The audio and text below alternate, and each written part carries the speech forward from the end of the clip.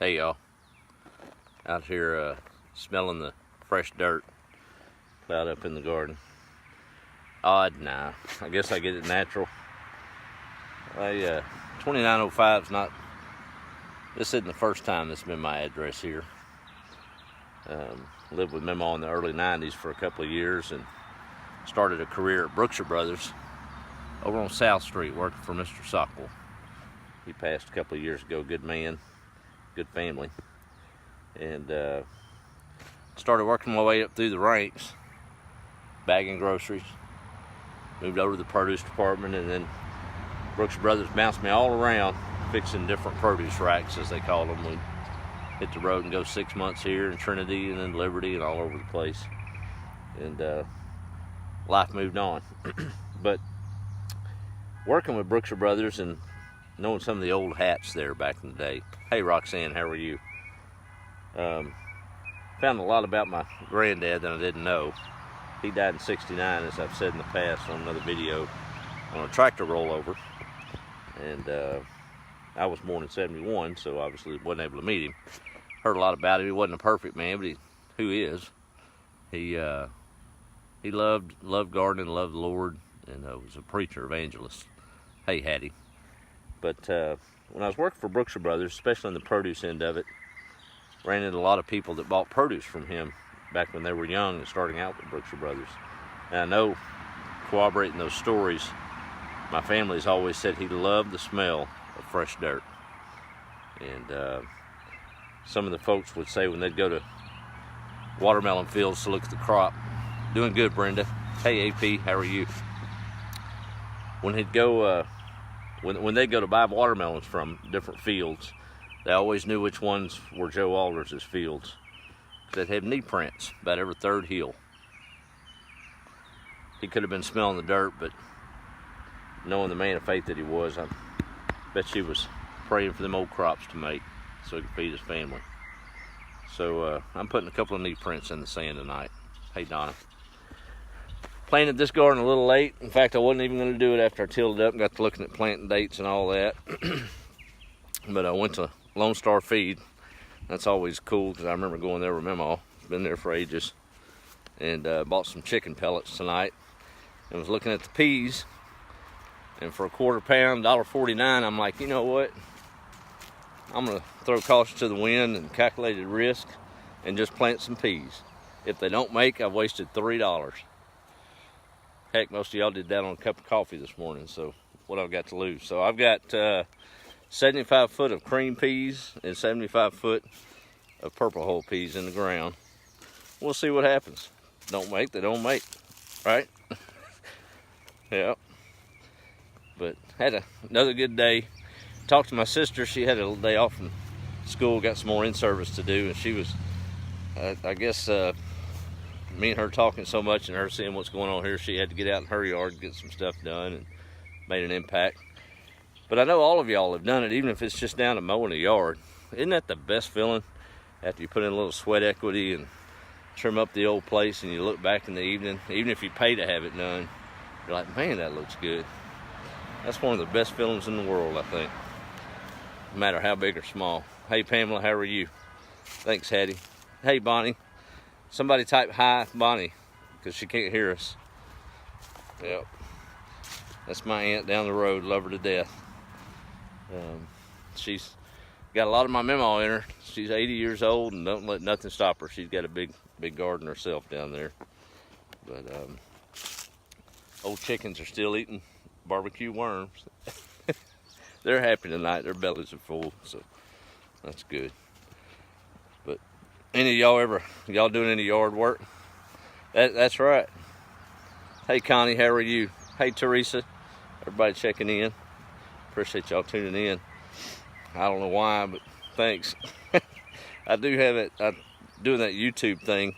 I know some folks have been trying to email some of the videos and sometimes Facebook. Not everybody has it, so if you want to jump over there, you can always check it out on YouTube. Thanks, Pat. Thank you for that. Yep, I can't type and talk. I can barely talk and walk, much less type and talk. That'll make her smile. I wish I could caption all these, but hadn't bit the bullet and paid for internet out here yet, so that's fine with me. I lived and died by the internet for the last couple of years, so it's kind of a welcome change not to have to worry about it. I can get pretty much what I need to do on the phone, but captioning these videos, I'm going to go back and edit them and caption them for Aunt Bonnie, because she took care of this place in Mimaw's late years a lot. She would come by here, and Anthony Duke would come by. A lot of people have helped out, but as Mimaw aged, I remember Aunt Bonnie coming by and mowing and taking care of things here.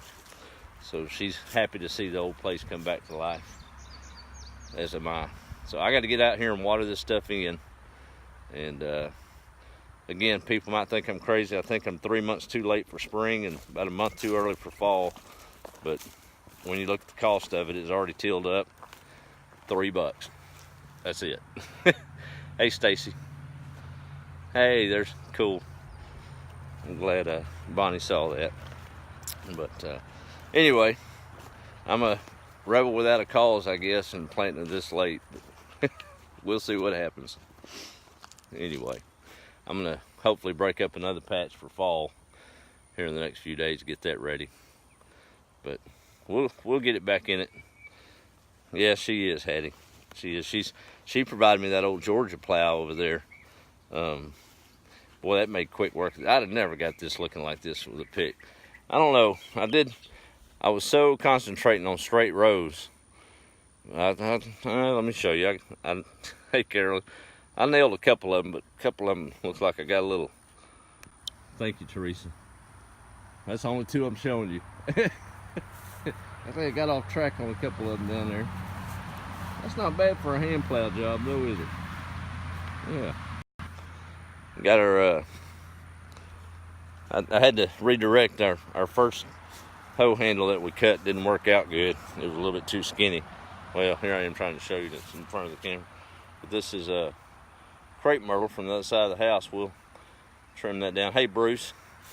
And it's going to go in that hoe quite nicely. I don't think you can have a garden without a good old garden hoe. I don't know how you do it. You have to do it with a spoon, I guess. But I know one thing, you couldn't find especially in Uncle Nathan's garden down the road, you couldn't find a weed one in that garden. Not one. So I'm gonna see if I can live up to that. I better not go much bigger. Oh, that's awesome. So glad Bonnie said that. Yep, she's like my second mama. I love her to death. So, but Jordan went up the road to see if he couldn't find a cheap sprinkler. Of all the things, we found one, but anybody ever say dilly boppy? I'll say it. It's an old rainbird hanging up in the shop, and it plugged up, had dirt dauber nest in it. We got that out. Well, Carolyn, when we get them done, you will be one of the first to know. So you have to let me know. They're telling me there ain't no. I wanted to plant an acre of peas, and Bonnie looked at me. I got to tell this. I said, "Hey, Bonnie, what about if we break up that pasture and put it all in peas next spring?" And she looked at me. She said, "Well, it ain't about the expense, baby." She said, "How are you gonna pick all them peas?" Uh-oh. She's typing to let me know. And she's got a good point. She said that's a whole lot of peas, an acre of peas. Because they all get ready right at once. I'd look like that video with me pulling them weeds like a little mosquito. Thanks, Pat. Anyway. Well, I imagine several of y'all come probably help me pick those peas and trade for a bushel or two, wouldn't you? Who knows? Well, I don't think I'll make anything to trouble with planting them in June, though, will I? We'll see. I might get one. But I got a little faith, and ain't nothing to stop me, especially looking at that. I wasn't going to do it because of the expense of it. And then I seen $3. I'm like, well, shoot, give me $6 worth. No. I still got peas left over to plant. Yep. I bet you will, Pat. I've already got the snakes cleared out. I'll make sure you're picking in a snake-free zone. How's that? We'll tie a couple of chickens to you and they'll keep the snakes away from you. Oh, man. Almost halfway through the week. My daughter, Faith, texted me the other day. Of course, she's in South Carolina. My other two boys are in Illinois. And I've got a new grandbaby in Illinois. And we got plans to go up there on the 15th, a couple of weekends from now. We'll make a quick turnaround trip. And I didn't even realize it was Father's Day. And she said, Dad, do you realize you're going to have all of your kids with you on Father's Day? I'm like, well, that's pretty neat. It's been a while with them grown for that. My dad will be with us. Me and Kim, it's going to be a good trip. So looking forward to it. Thanks, Linda. We'll see how good it looks if they come up and then if they survive the sun. Well, all right. Well, thank y'all for tuning in. Share if you want to. Just hope to evoke a few memories. I know we all got them. And go out there and pull a couple of weeds and look back and smile at what you did. It's a pretty good feeling. But love y'all. Appreciate your interest. And y'all got me working overtime coming up with these stories. There's a lot of them to dig out, but I sit here and ponder on it, and usually something comes to me. Today was knee prints in the dirt. More than one person told me that, and that was pretty cool. Said, you're Pawpaw Joe's grandson, or Joe Alder's grandson. I said, yes, sir. I said, I knew Joe. We'd always know which fields were his. Tell him by the knee prints in about every other row. That's pretty cool. Pretty cool. All right. We'll talk with y'all later and have a good Wednesday, and maybe we'll catch up tomorrow night. Make a difference. Be the light. Talk to you.